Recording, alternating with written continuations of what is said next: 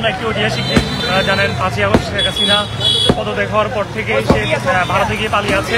আর আজকে 17ই নভেম্বর শেখ হাসিনার বিরুদ্ধে আজকে ঐতিহাসিক একটি রায় ঘোষণা হয়েছে, যেখানে শেখ হাসিনাকে মৃত্যুদণ্ড দেওয়া হয়েছে। তো আসলে তার মৃত্যুদণ্ড একবার না 1400 বার দেওয়া উচিত, কারণ সে 1400 জন মানুষকে এই জুলাই আন্দোলনে হত্যা করেছে। আমরা আশা করব ভারত তাকে খুব দ্রুত আমাদের দেশে ফিরিয়ে দিবে, তার রায় কার্যকর করার জন্য তারা পদক্ষেপ দিবে। এই না হলে ভারতের সাথে আমরা যদি পারতাম তাদেরকে আরো বেশি শেখ হাসিনাকে যদি শাস্তি দেওয়া যেত, সেটার ব্যবস্থাও যদি আমাদের দেশের আইনে থাকতো তাহলে করা হতো। কিন্তু মানুষ তো একবারই মৃত্যুবরণ করে, কিন্তু সে যে অন্যায় করেছে এখানে তার অন্তত 1400 বার তাকে ফাঁসি দেওয়া দরকার। রায় কার্যকর হলে তো তাকে দেশে নিয়ে আসতে হবে, কিন্তু সে যেহেতু এখনো ভারতে পলায়িত আছে, আমরা আশা করব ভারত তাকে খুব শীঘ্রই আমাদের দেশে হস্তান্তর করবে। কারণ একজন মৃত্যুদণ্ডপ্রাপ্ত আসামিকে ভারত কখনোই তাদের এখানে রাখতে পারে না। আমরা জানি ভারতের সাথে আমাদের একটি বন্দি বিনিময় চুক্তিও আছে। সেটা যদি তারা সঠিকভাবে পালন করতে চায় এবং যদি তারা মানবতার যে পক্ষের সবসময় কথা বলে সেটা প্রমাণ করতে চায় তাহলে অবশ্যই শেখ হাসিনা সহ যতজন খুনি ভারতে এখনো পর্যন্ত অবস্থান করছে তারা সবাইকে আমাদের দেশে খুব শীঘ্রই হস্তান্তর করবে বলে আমরা আশা করছি। স্কিন শুষ্ক রুক্ষ হয়ে যাবে বলে কি বাইরে যাবে না?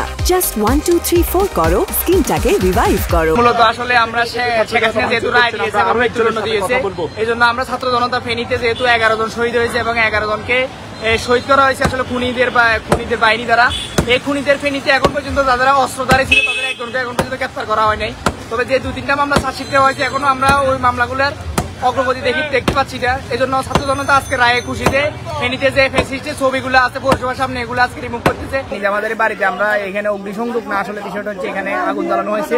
এই আগুন জ্বালানোর মাধ্যমে আমরা তাদেরকে প্রতিক্রিয়া জানাতে চাই যে প্রত্যেকটা খুনির আজকে যে শেখ হাসিনার রায় হয়েছে, এই রায়ের মাধ্যমে তাদেরকেও যেন এই বিচারের আওতায় নেওয়া এবং সবাইকে মৃত্যুদণ্ড দেওয়া হয়। এই জন্য আমরা প্রশাসনের কাছে সর্বোচ্চ সহযোগিতা চাই এবং ইন্টেরিয়ামকে জানাবো আমরা যে খুনি প্রত্যেকজনকে এভাবেই শাস্তি দিয়ে সর্বোচ্চ শাস্তির বিধান জারি করা হোক এবং আমাদের বাংলাদেশে যেন ন্যায় বিচার প্রতিষ্ঠা হয় এবং সামনে যারা ক্ষমতায় আসবে তারাও যেন এই ফ্যাসিস্টের বিচার দেখে তারাও যেন শিক্ষা নেয়। যারা খুনি তাদেরকে আমরা সামনে রাখতেছি না জনগণের। এখানে ইনশাল্লাহ এগুলো ব্যাংকে আমরা আশা করবো প্রশাসনের সাথে আবেদন জানাবো যে এখানে আমাদের ফ্রেন্ডে যারা শহীদ ছিল তাদের যে ছবিগুলা এখানে স্থাপন করা হোক।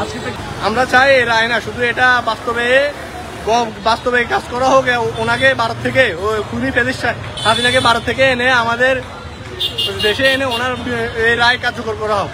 যে আমাদের যে 7 জন ভাইকে যে খুন করা হয়েছে, মহিপালে যে হত্যাকাণ্ড ঘটানো হয়েছে, সেখানে মূল নির্দেশদাতা ছিল হচ্ছে যে নিজামুদ্দিন হাজারী, যে যার নির্দেশে আমাদের এতগুলো ভাই খুন হয়েছে।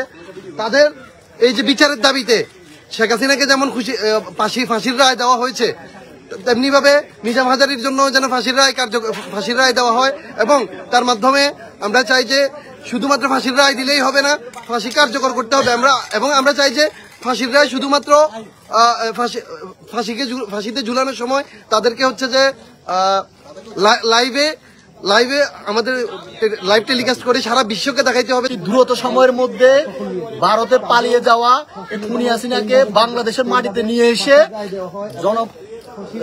জনসমুখে প্রকাশ্যে তাকে যেন ফাঁসি দেওয়া হয়। যারা এই জুলাই গণহত্যার সাথে জড়িত তাদের ঠাঁই এই ফেনী মাটিতে হবে না। তারা জুলাই শহীদ স্মৃতিস্তম্ভে আগুন দিয়েছে। আমরা বলতে চাই এরপর যদি আর কোনো অগ্নিসন্ত্রাস ফেনী মাটিতে ঘটে, আমরা তাদের ব্যবসা প্রতিষ্ঠানে আগুন দিব, আমরা তাদের ঘর বাড়িতে গিয়ে আগুন দিব, আমরা তাদের আস্তানায় গিয়ে আগুন দিব। এটা হচ্ছে যে আমাদের ছাত্র জনতার প্রতিশ্রুতি। আমরা মনে করি এই শেখ হাসিনার একবার নয় বারবার ফাঁসি হওয়া দরকার, কারণ এই শেখ হাসিনা শুধুমাত্র একটি হত্যার সাথে জড়িত নয়, বরং 1000-এরও অধিক হত্যার সাথে জড়িত। আমরা বলতে চাই শুধুমাত্র তাদের মায়ের ফাঁসির রায় কার্যকর ফাঁসির রায় হয়েছে, তাদের ছেলেদেরও ফাঁসির রায় হবে। নিজাম, সুসেন এবং যারা এই হত্যাকাণ্ডের সাথে জড়িত প্রত্যেকটা সন্ত্রাসীর ফাঁসির রায় হবে এবং সেটা কার্যকর বাংলা মাটিতে হবে।